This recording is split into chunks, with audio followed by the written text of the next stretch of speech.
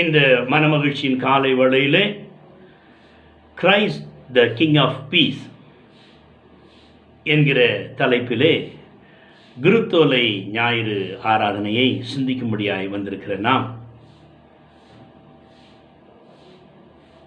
இந்த சமாதான ராஜா உன்னிடத்தில் வருகின்றார், என்னிடத்தில் வருகின்றார், நம்மிடத்தில் வருகின்றார். அவரை இந்த காலை வேளையில் என்னுடைய குடும்பத்தில், என்னுடைய தனிப்பட்ட வாழ்க்கையில் கடந்து வாரும் என்று சொல்லி நாம் அவரை கண்களை மூடி ஜெபத்தோடு அழைப்போம். ஜெபம் செய்வோம். வாருமையா போதகரே, வந்தெம்மிடம் நீர் தங்கீரும், சேருமையா பந்திதனில், சேருமையா பந்திதனில், சிறியவராம் எங்களுடன், சிறியவராம் எங்களுடன், ஒளிமங்கி இருளாச்சே, உத்தமனே நீர் வாருமையா, களித்திரவு காத்திருப்போம், களித்திரவு காத்திருப்போம், காதலனே நீர் கருணை செய்வாய். தகப்பனே, என்னுடைய வாழ்க்கை இருள் நிறைந்த வாழ்க்கையாக, ஒளி மங்கின வாழ்க்கையாக, நாங்கள் ஆராதனை ஸ்தலத்தில் கடந்து வர முடியாதபடிக்கு சியோனை நினைத்து அழுதோம் என்று வேதம் விளம்புகிற வண்ணமாக என்னுடைய இல்லங்கள் இல்லை, எங்களுடைய உள்ளங்கள் உங்களுடைய வேத வசனத்துக்காக இளைப்பாற காத்திருக்கிறது. இந்த நாளில் எங்களோடு கூட நீர் பேசும் ஆண்டவரை நாங்கள் கேட்கின்றோம். எங்களை தைரியப்படுத்தும், உற்சாகப்படுத்தும், ஆறுதல் படுத்தும், சுகம் தாரும், பலம் தாரும். நம்பிக்கையில் நாங்கள் தொடர்ந்து வளர எங்களுக்கு உதவி செய்யும். கிறிஸ்துவின் நாமத்தில் கர்த்தாவே, ஆமென், ஆமென். கிறிஸ்துவே சமாதானத்தின் ராஜாவாக இருக்கின்றார். இந்த கிறிஸ்துவின் சமாதான ராஜா சகரியாவின் புத்தகத்திலே வாசிக்கின்ற வேளையிலே உன்னிடத்திலே வருகின்றாராம். எப்பொழுது அவர் நம்மிடத்திலே வருகின்றார்? உறவுகளுடன் இணைந்து இருக்கின்ற வேளையிலே சமாதானத்தின் ராஜா உன்னிடத்திலே வருவார். சொல்லுவோமா என்னோடு கூட இணைந்து? உறவுகளுடன் இணைந்து இருக்கின்ற வேளையிலே சமாதானத்தின் ராஜா உன்னிடத்தில் வருவார். இரண்டாவதாக, உன்னை நடத்துகிறவரிடத்திலே அடங்கி இருந்தால் சமாதானத்தின் ராஜா உன்னிடத்திலே வருவார். இரண்டாவதாக, உன்னை நடத்துகிறவரிடத்திலே அடங்கி இருந்தால் சமாதானத்தின் ராஜா உன்னிடத்திலே வருவார். மூன்றாவதாக, உன் மீது சுமக்க இடம் கொடுப்பாயானால் சமாதானத்தின் ராஜா உன்னிடத்திலே வருவார். உன் மீது சுமக்க இடம் கொடுப்பாயானால் சமாதானத்தின் ராஜா உன்னிடத்திலே வருகின்றார். உடனே நாம் இப்பொழுது அறிந்து கொள்ளலாம், எங்களை கழுதை என்று சொல்லுகிறார் என்று சொல்லி. இன்றைக்கு நாம் சற்று நம்மை கழுதையாக மாற்றிக்கொள்வோம். நாம் கழுதையாக மாற்றிக்கொண்டு இந்த மார்க் எழுதின சுவிசேஷம் 11வது அதிகாரத்தை நாம் திருப்பி வைத்துக் கொள்வோம். இதில் ஒரு அழகான, அருமையான, ஆழமான சத்தியத்தை ஆவியானவர் எனக்கு வெளிப்படுத்தினார்.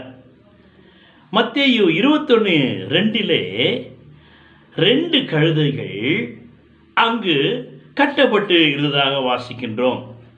இந்த 2 கழுதைகளும் சமாதானமற்ற கழுதைகள். தாயும் மகளும், தாயும் மகனும், ஒருவேளை அண்ணன் தம்பி என்று எப்படி ஆகிலும் அந்த உறவை நாம் வைத்துக் கொள்ளலாம். புருஷன் மனைவி என்று எப்படியானால் நாம் அதை மாற்றிக்கொள்ளலாம். இந்த மார்க் எழுதின சுவிசேஷத்திலே 11ஆம் அதிகாரம் 2வது வசனம் வாசிக்கின்ற வேளையில் சமாதானமற்ற கழுதை குட்டியாக அங்கு பார்க்கின்றோம். ஏனென்றால் இந்த கழுதை குட்டியை குறித்து அங்கு வாசிக்கின்ற வேளையில் ஒருவரும் ஒரு காலும் ஏறி இராத கழுதை குட்டி என்று பார்க்கின்றோம். ஒருவரும் ஒரு காலும் ஏறி இராத கழுதை குட்டி. சரி, இப்போ கழுதையுடைய சுவாபங்கள் என்ன? கழுதையுடைய சுவாபங்கள் முன்னே சென்றால் கடிக்கும், பின்னே சென்றால் உதைக்கும். இதுதான் கழுதையுடைய சுவாபம். அது மாத்திரமல்லாதபடிக்கு அதுக்கு நல்ல சுவாபம் உண்டு.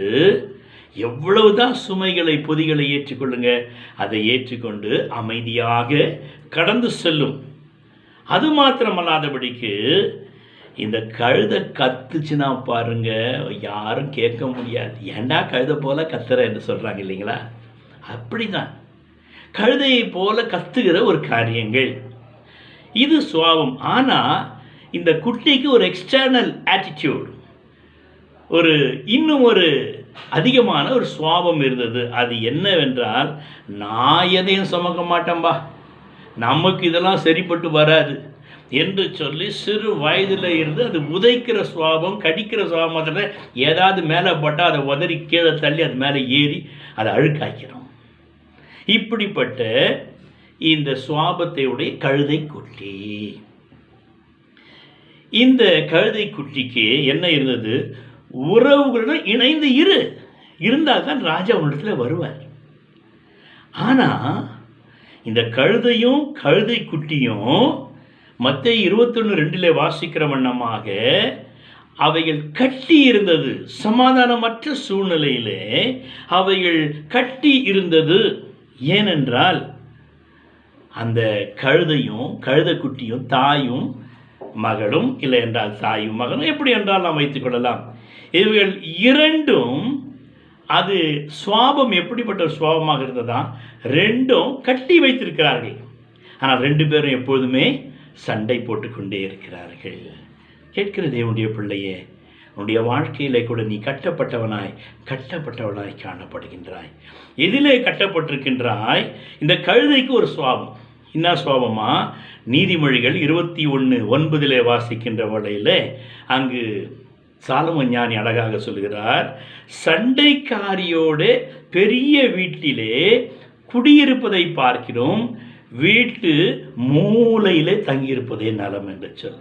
இந்த தாய்க்கு என்ன புத்திங்க? எப்போ பார்த்தாலும் சண்டை, எந்த ஒரு பிரச்சனை எடுத்தாலும் உடனே சண்டை போடுறது. அதனாலே அந்த கழுதையோடு யாரும் வாசம் செய்ய முடியாது. நீ ஒருவேளை இப்படிப்பட்ட கழுதையாக இருப்பாய் என்றால், உன்னோடு கூட பெரிய வீடாக இருக்கலாம், பங்களா இருக்கலாம், 2, 3, 4, 5 மாடி கட்டுறதாக இருக்கலாம். ஆனால் அதில் வாசம் செய்ய முடியாது.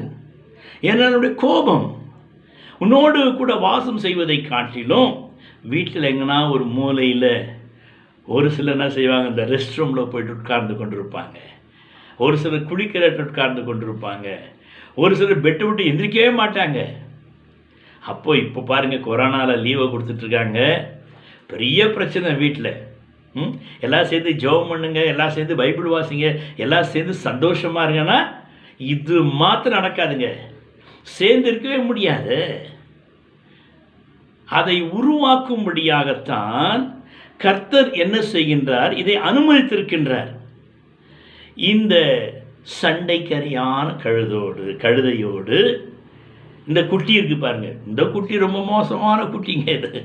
இதுகிட்ட இன்னொரு எக்ஸ்டர்னல் சுவாபம் சொன்ன இல்லைங்களா? நீதிமொழிகள் 21:19 வாசிங்க. இந்த கழுதை குட்டி என்ன சொல்றாங்க? அந்த கழுதை குட்டிக்கு 2 சுவாபம் இருக்கான். சண்டைக்காரியும் கோபக்காரியுமான ஸ்திரீயிடம் குடியிருப்பதை பார்க்கலாம், வனாந்திரத்திலே போயிருப்பதே நாளும்.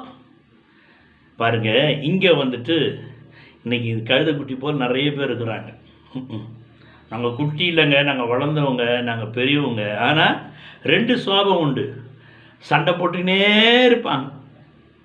சண்டை மாத்திரம் இல்லைங்க, அதோடு கூட சேர்ந்து தேவையற்ற கோபங்கள், தேவையற்ற எரிச்சல், தேவையற்ற வார்த்தைகள், தேவையற்ற சுவாபங்கள், இவைகளோடு குடியிருக்க முடியாதபடியினாலே, இணைந்திருக்க முடியாதபடியினாலே, இவைகள்னாலே அது கட்டப்பட்டிருக்கிறது. கழுதை, அந்த கழுதையும் கழுதை குட்டியும் கட்டப்பட்டிருக்கிறது.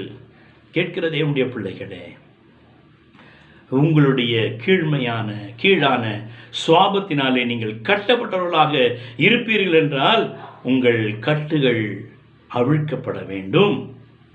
அப்பொழுதுதான் உறவுகள் உருவாக முடியும்.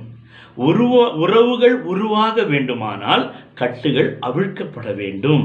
இந்த கட்டுகள் அவிழ்க்கப்பட வேண்டுமானால் ஆண்டவராகிய இயேசு கிறிஸ்து தன்னுடைய சீஷர்களை அனுப்பினாராம்.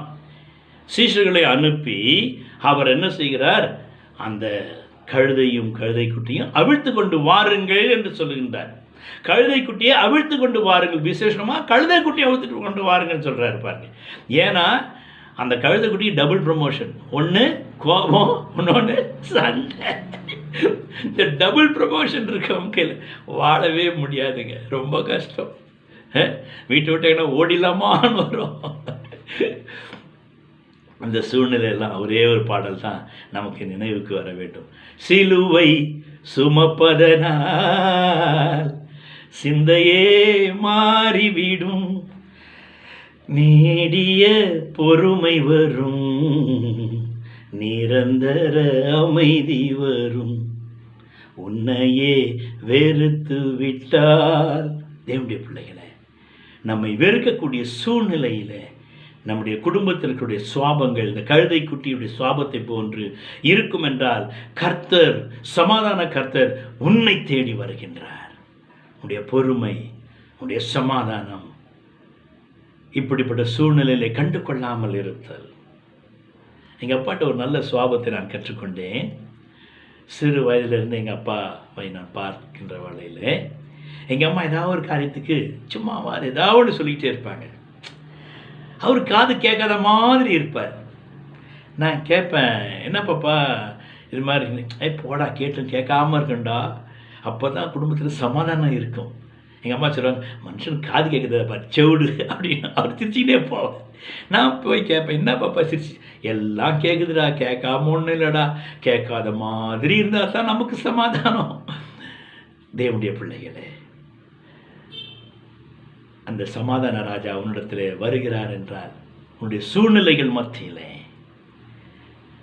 உன்னை சுற்றிலும் அநேக கழுதை குட்டிகள் காணப்படலாம்.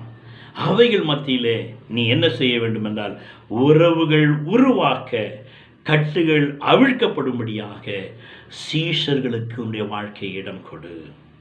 இந்த சீஷர்கள் தேவை. ஆண்டவராய் இயேசு சீஷர்களை அனுப்புகின்றார். போய் கழுதை குட்டியை அவிழ்த்து கொண்டு வாருங்கள் என்று சொல்லி தான் பவுல் அப்போஸ்தலன் பிலிப்பியர் 4ஆம் அதிகாரம் 2வது வசனத்தில் அவர் சொல்லுகின்றார். பிலிப்பியர் 4:2 ஒரே சிந்தையாயிருக்க யோதியாளுக்கும் சிந்திக்கையாளுக்கும் புத்தி சொல்லுகிறேன். இன்றைக்கு ஊழியக்காரங்க புத்தி சொன்னால் ஏற்றுக்கொள்ள மாட்டாங்க. ஊழியக்காரங்க only teachers, no pastors, only teachers, no parental attitude. ஒரு தகப்பனை போல, ஒரு தாயை போல கடிந்து கொள்ள வேண்டிய நேரத்தில் கடிந்து கொள்ளணும். அப்படி கடிந்து கொண்டால் இவர்களுக்கு ஒத்து வராது. பிலிப்பிய திருச்சபையிலே அதை நடத்துகிற 2 சகோதரிமார்கள் யோதியாள், சிந்திகையாள். இந்த பவுல் அப்போஸ்தலன் சிறைச்சாலையில் இருந்து இந்த நிருபத்தை எழுதுகின்றார். ஒரே சிந்தையாயிருக்க புத்தி சொல்லுகிறேன். பாருங்க, 1000 ஆம்பளைங்களை ஒன்றா இருந்துடலாமா, 2 குடுமி ஒன்றா இருக்காதான். ஆனால் கிறிஸ்துவுக்குள்ளாக நீ கடந்து வருவாய் என்றால் 2 குடுமினாங்க, 2000 குடுமி. ஏனென்றால் வேதம் சொல்கிறது சபையை ஸ்திரீ என்று சொல்கிறது.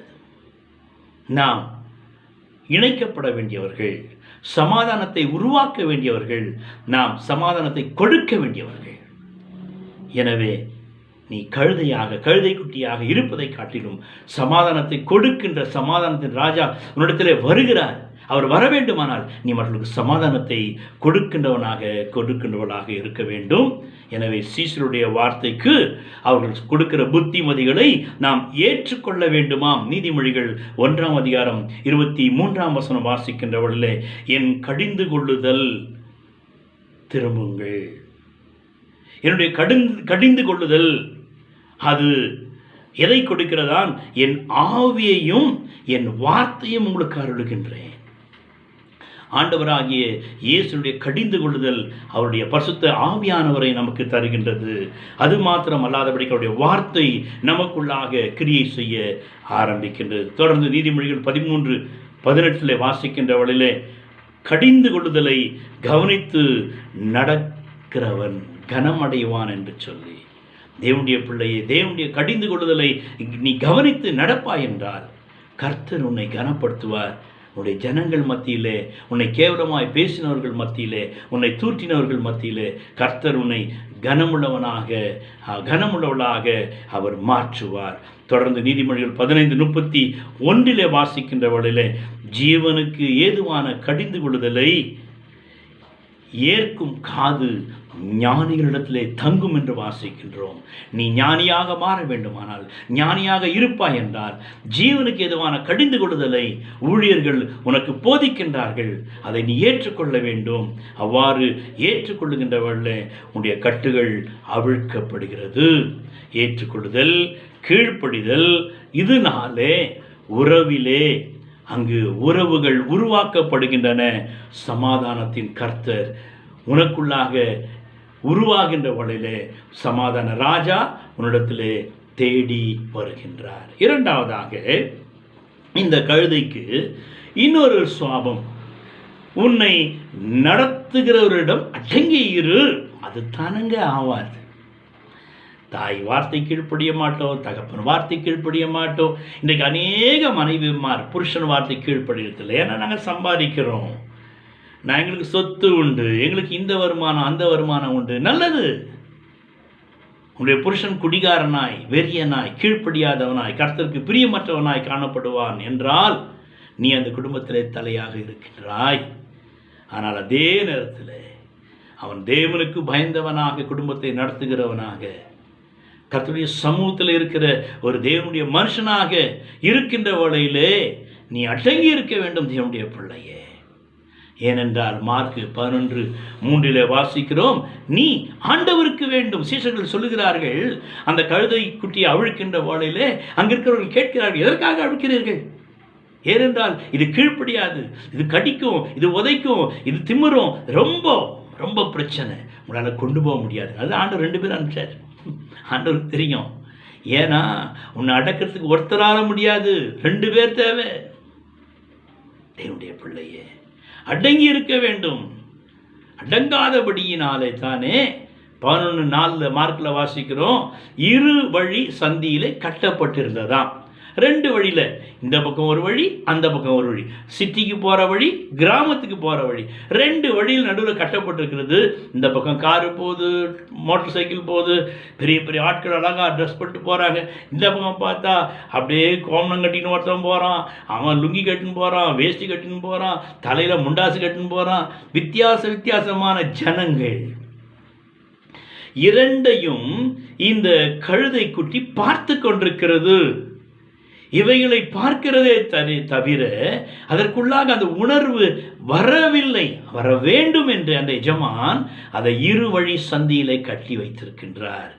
தேவனுடைய பிள்ளையே, உன்னுடைய மனது, இன்றைக்கு அநேகருடைய மனது 2 மனம் உள்ளதாக இருக்கிறது. The book of James chapter 1 verse number 8, யாக்கோபு 1:8 வாசிக்கிறோம், 2 மனம் உள்ளவர்கள் நிலையற்று திரிகிறார்கள்.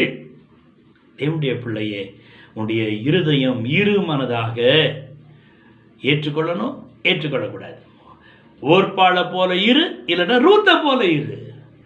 ஆனால் இன்றைக்கு திருச்சபையில் குடும்பங்களில் பார்க்கிறோம்,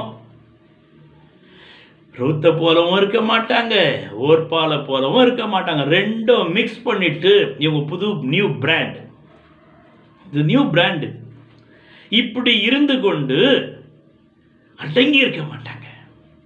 தேவனுடைய பிள்ளையே, இந்த கழுதை குட்டியும் இப்படி தான் இருந்தபடினால கடைசியில் எங்கே கொண்டு போய் கட்டிட்டாங்க? 2 வழி சந்தியில் கட்டிட்டாங்க. வீட்டில் இருக்க வேண்டியவங்க, அங்கே தொழுவத்தில் இருக்க வேண்டிய கழுதை குட்டி அது எங்கே போச்சு? நடு ரோட்டில், தெருவில், 4 பேர் பார்த்து 3 பேர் சிரிக்கிற மாதிரி, வரவங்களாம் அதை அடிக்கிற மாதிரி, துப்புற மாதிரி, கல் எறிகிற மாதிரி ஒரு சூழ்நிலை அங்கு உருவானது. காரணம் என்ன? அடங்கி இல்லை. இன்றைக்கு அநேகர் அடங்கி இருக்க விரும்புவதில்லை, 2 வழியில் நிற்க விரும்புகிறார்கள். இதைத்தான் எரேமியா 21:8 வாசிக்கிறோம், உங்களுக்கு முன்னே ஜீவ வழியும் மரண வழியும் வைத்திருக்கிறேன் என்று சொல்லி. ஜீவ வழியும் மரண வழியும் தேவன் வைத்திருக்கின்றார். அவைகளே தேவனுடைய பிள்ளைகளே, நாம் அடங்கி இருக்க வேண்டும். ஜீவ வழியை பிடித்து கொண்டு அதனை கடந்து சொல்ல வேண்டும். சுய இஷ்டமாக தெரிவோம் என்றால் அது மரண வழி. மறந்து போகாதே. அந்த கழுதை இருவழி சந்தியில இருந்து எல்லாவற்றையும் பார்த்து கொண்டிருக்குமா. பார்த்து கொண்டிருக்கிற வேளையில் யோசிக்கும். நாம் கூட எங்கன்னா அப்படி தெருவில் ரோட்டில் எங்கன்னா உட்கார்ந்து கொண்டிருந்தோம் என்றால் நின்று கொண்டு யோசிப்போம் பல காரியங்களை, போகிற வருகிறவர்களை. அதுபோல இந்த கழுதை கூட யோசித்து கொண்டிருந்தது. ஒரு கதையை மத்தியில் நான் சொல்ல விரும்புகிறேன். கிராமத்திலே ஒரு நாய் இருந்ததாம். அந்த கிராமத்து ஜனங்களுக்கு அது பாதுகாப்பாக இரவிலே இங்கும் அங்கும் ஓடிக்கொண்டு சுற்றி கொண்டு குலைத்து கொண்டு அந்த ஜனங்கள் போடுகிற சாப்பாட்டை சாப்பிட்டு கொண்டு அது சுற்றி கொண்டு வந்ததாம். அந்த கிராமத்திலே இருந்து பட்டணத்துக்கு சென்ற ஒரு மனுஷன் அங்கே பெரிய பணக்காரனாகிவிட்டு அங்கிருந்து அவன் காரில் வருகின்றான். வருகின்ற வேளையில் அங்கிருந்து ஒரு நாயை அழைத்து கொண்டு வருகின்றான். அந்த நாய் மிக அழகாக குளிப்பாட்டி நல்ல புசு புசு கொடு கொடு கொடு என்று அந்த நாய் இருந்தது. இவன் இந்த கிராமத்துக்கு வந்தவுடனே இந்த கிராமத்து நாயும் அந்த பட்டணத்து நாயும் ஃப்ரெண்ட்ஷிப் ஆயிட்டாங்க. ரெண்டு பேரும் அங்கு நட்பு ஆகிவிட்டார்கள். நடந்த சம்பவம் என்ன? இந்த பட்டணத்து நாய் சொல்லுது, எங்கள் ஊரில் பெரிய ட்ரெயின் இருக்குது, கார் இருக்குது, ஏரோப்ளேன் இருக்குது, அங்கே ஹெலிகாப்டர் இருக்குது, கப்பல் இருக்குது, நான் இங்கெல்லாம் போயிருக்கேன், என்னை காரில் தான் எங்கள் எஜமானம் கொண்டு போவார், அப்படி இப்படின்னு சொல்லிட்டு பெருமையாக பெரியதுன்னா வெறும் குடிசை வீடு, லைட்டு கூட இல்லை, கரண்ட்டு, எங்கள் ஊரில் கரண்ட்டே போகாது, எனக்கு தங்கறதுக்கு ஏசி ரூம் தெரியுமா என்று சொல்லி பெருமையாக பேச ஆரம்பித்ததாம். பேசி இந்த பட்டணத்து நாய் சொன்னதான் கிராமத்து நாயை பார்த்து, நீ என் கூட வா, நான் பட்டணத்தை உனக்கு சுற்றி காண்பிக்கிறேன் என்று சொல்லி. இந்த கிராமத்து நாய் பாவம், அதுக்கு ரொம்ப ஆசை வந்துருச்சு. சரி நாமும் போய் பார்ப்போமே என்று சொல்லி இந்த பட்டணத்து நாயோடு போனதாம். அங்கு போன வழியில் அந்த எஜமான் என்ன செஞ்சார், பட்டணத்து நாயை கட்டி வச்சா மாதிரி இந்த கிராமத்து நாயை கட்டி வச்சார். எங்கே போனாலும் காலையில் போகிறதுக்கு நாயை கட்டி கொண்டு போவாங்க, கட்டி கொண்டு வருவாங்க, அதை குளிப்பாட்டு நேரத்தில் கட்டி தான் செய்வாங்க, எல்லாவற்றையும் கட்டி கட்டி கட்டி கட்டி கட்டி கட்டி தான். ஊரை சுத்த போனாலும் நோ ஃப்ரீடம். இதையெல்லாம் பார்த்து கொண்டே இருந்தது நாய். மறுபடியும் கிராமத்திற்கு அவன் திரும்பி வந்தானாம். ரெண்டு நாய்களும் கிராமத்துக்குள்ளாக வந்த உடனே இந்த கிராமத்து நாயை அவிழ்த்து விட்டு விட்டான். அப்பொழுது அந்த நாய் சொல்லுகிறது பட்டணத்து நாயை பார்த்து, பாருப்பா, உனக்கு இதெல்லாம் நீ பார்க்குற, ஆனால் நீ கட்டப்பட்டவன், நானும் விடுதலையோடு இருக்கிறேன், எனக்கு எல்லாரும் என்னை நேசிக்கிறாங்க, எல்லாரும் எனக்கு வேண்டியதை தராங்க, நான் என்னுடைய ஊருக்கு நான் காவலனாக பாதுகாவலனாக நான் காக்கிறவனாக நான் இருக்கின்றேன், எனவே இந்த சுதந்திரத்தை நான் இழந்துவிட விரும்பவில்லை என்று சொல்லி அந்த கிராமத்து நாய் பட்டணத்து நாயத்தில் சொன்னதாம், தேவனுடைய பிள்ளைகளே, நீ கர்த்தருடைய கரத்தில் அடங்கி இருப்பாய் என்றால், அவருடைய பலத்த கரத்தில் அடங்கி இருப்பாய் என்றால் உன்னை ஏற்ற காலத்திலே உயர்த்துவார். இந்த கிராமத்துக்கே ஒரு பாதுகாவலனாக அந்த நாய் இருந்தது. எல்லாரும் அதை நேசித்தார்கள், எல்லாரும் அதை கொடுத்தார்கள். காரணம் என்ன? அது அடங்கி இருந்தது, தன்னை நடத்துகிற இடத்திலே அடங்கி இருந்தது. நீயும் கூட உன்னை நடத்துகிற உன்னுடைய ஊழியர் இடத்துல, சபை போதுகிற இடத்துல நீ அடங்கி இருக்க கற்றுக்கொள். இந்த கழுதை அடங்கி இருந்தபடியினாலே, இருக்க அது விரும்பாதபடியினாலே நடுவழி சந்தியிலே, இருவழி சந்தியிலே கட்டப்பட்டு இருந்தது. ஆனால் சீஷர்கள் அதை அவிழ்த்து கொண்டு அதை உருவாக்குகிறார்கள், உருவாக்கி கொண்டு வருகிறார்கள், கொண்டு வந்து ஆண்டவருக்கு முன்பதாக நிற்க வைக்கின்றார்கள். இப்போ மூன்றாவதாக, உன் மீது சுமக்க இடம் கொடுப்பாயானால் சமாதானத்தின் ராஜா உன்னிடத்திலே வருகிறார். இப்போ என்ன செய்யணும்? சுமக்க இடம் கொடுக்கணும். சீசர்கள் அதெல்லாம் ட்ரெயின் அப் நல்லா பண்ணிடுவாங்க. நீ ஆண்டவருடைய பாதத்தில் வருகின்ற வழியில் உன்னுடைய ஊழியர்கள் உன்னை உருவாக்குகிறார்கள், உருவாக்கி ஆண்டுடைய சமூகத்திலே கொண்டு வருகிறார்கள். இந்த கழுதை குட்டியும் அது தன்னை சுமக்க இடம் கொடுக்கின்ற வழியிலே அங்கு என்ன ஏற்படுகிறது? அந்த கழுதை குட்டியானது கனப்படுத்தப்படுகிறது, மேன்மைப்படுத்தப்படுகின்றது. முதல்ல இந்த கழுதைக்குட்டியை அந்த எஜமா எங்கே கொண்டு போயிருப்பான்? சேத்துல, ஆத்தங்கர ஓரத்தில் அதை துணியெல்லாம் போட்டு அந்த வெயில்ல, வேகாத வெயில்ல அதை நிற்க வச்சிருப்பான். ஆனால் எப்பொழுது இந்த கழுதைக்குட்டி தன்னுடைய வாழ்க்கையை நடத்தியருடைய கரத்திலே, சீஷருடைய கரத்திலே ஒப்பு கொடுத்ததோ, அப்பொழுது அந்த கழுதைக்குட்டி சேற்றிலே நடக்கவில்லை, எருசலேம் வீதியிலே நடக்கும்படியாக ஒரு மேன்மையான ஒரு நிலைமையை அந்த கழுதைக்குட்டி பெற்றுக்கொண்டது. கேட்கிற தேவனுடைய பிள்ளையே, இதுவரைக்கும் நீ சேற்றினுடைய வாழ்க்கையில் நீ நடந்து கொண்டிருந்தாய். இதில் இருந்து கர்த்தர் உன்னை வெளியே கொண்டு வர விரும்புகிறார். நீ சுமக்க இடம் கொடுப்பாயா? அடங்கி இருக்க இடம் கொடுப்பாயா? உருவாக்க இடம் கொடுப்பாயா? இந்த கழுதைக்குட்டி சேற்றிலே இருந்தது. இன்றைக்கு நீங்களும் நானும் கூட சேற்றிலே இருந்தோம். சேற்றிருந்தென்னை தூக்கி எடுத்து மாற்றி உள்ளம் புதிதாக்கினாரே. சேற்றிருந்தென்னை தூக்கி எடுத்து மாற்றி உள்ளம் புதிதாக்கினாரே. கல்லான என் உள்ளமுருகின கல்வாரியை கண்டு நன்றியுடன் பாடிடுவேன். கல்லான என் உள்ளமுருகின கல்வாரியை கண்டு நன்றியுடன் பாடிடுவேன். ஆனந்தமாய் இன்பக்கானான் ஏகிடுவே தூய பிதாவின் மோகம் தரிசிப்பேன்.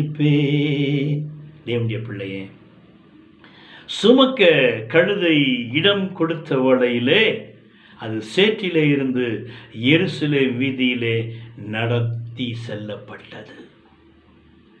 நீயும் இடம் கொடுப்பாய் என்றால் நீ பார்க்காத இடங்கள், காண முடியாத காரியங்கள், அனுபவிக்க முடியாத ஆசீர்வாதங்கள் உன்னையும் என்னையும் தேடி வரும். தேவனுடைய பிள்ளையே, தொடர்ந்து அந்த கழுதைக்குட்டி நடந்து செல்ல 11ஆம் அதிகாரம் 8ஆம் வசனத்தில் மார்க்கிலே வாசிக்கிறோம்.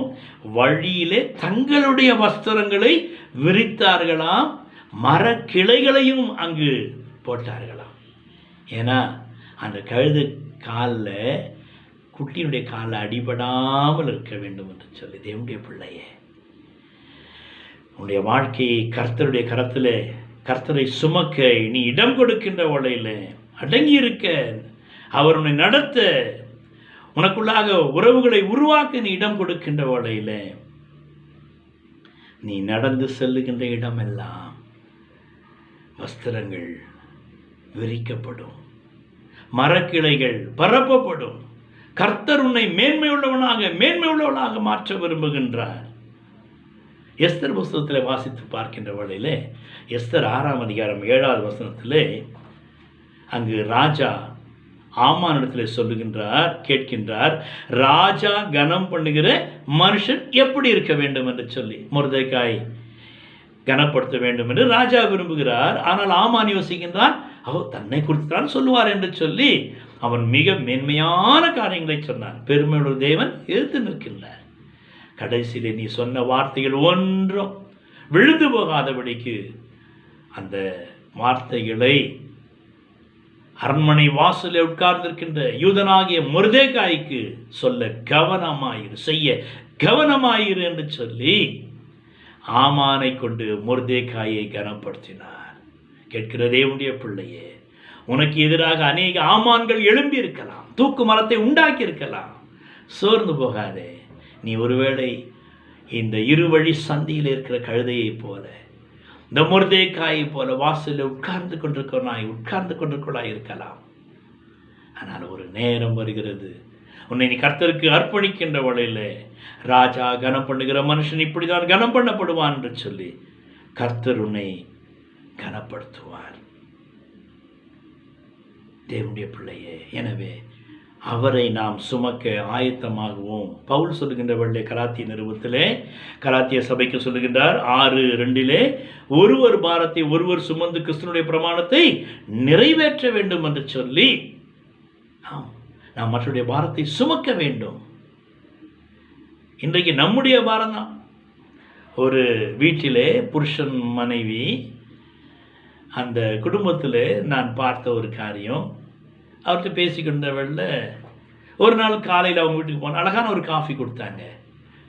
இன்னொரு நாள் சேர்ந்தவள் அழகான டீ கொடுத்தாங்க. அப்போ நான் கேட்டேன், ஐயா என்ன பிரதர், உங்கள் வீட்டில் மார்னிங் காஃபியா டீயா, ஈவினிங் காஃபியா டீயா? அட நீங்கள் வேறையா, அவளுக்கு எது பிடிக்குதோ அதாயா கிடைக்கும். நம்ம ஏதாவது தப்பி தவறி கேட்டோன்னா வீட்டில் பிரச்சனை வந்துடுறாரு. கழுதை எது கொடுத்தாலும் குடிச்சிருவோம். இன்றைக்கு அப்படிப்பட்ட குடும்பங்களும் உண்டு தேவனுடைய பிள்ளையே. எனவே ஆனால் இந்த கழுதைக்கு பாருங்க, கழுதை குட்டி நடந்து செல்ல, கழுதை குட்டி சாப்பிட்டு கொண்டே நடந்து செல்ல. யோவான் 12:13 வாசிக்கிறோம், குருத்தோலைகளை விரித்தார்களாம். பசியோடு நடந்து செல்ல வேண்டாம், நீ இந்த குருத்தோலைகளை சாப்பிட்டுக்கிட்டே நடந்து போ என்று சொல்லி உன்னை நீ சுமக்க, உன்னை நடத்துடைய கரத்தில் அடங்கி இருக்க, உன்னை அவிழ்க்க இடம் கொடுக்கின்ற வலையில் பசியுடன் அல்ல, திருப்தியோடு, சேற்றிலே அல்ல, எருசலேம் வீதியிலே நீ நடக்கிறவெல்லாம் வஸ்திரங்கள் விரித்து உன்னை மேன்மைப்படுத்த விரும்புகின்றார். எனவே இந்த நாளிலே நம்மை முழுதுமாக கிறிஸ்துவாகிய சமாதானத்தின் ராஜா உன்னிடத்திலே வருகின்றார். உன்னை அர்ப்பணிப்பாயா? ஜெபம் செய்வோம். ஓ மண்டை கர்த்தரே, நான் சேரட்டும் சிலுவை சுமந்து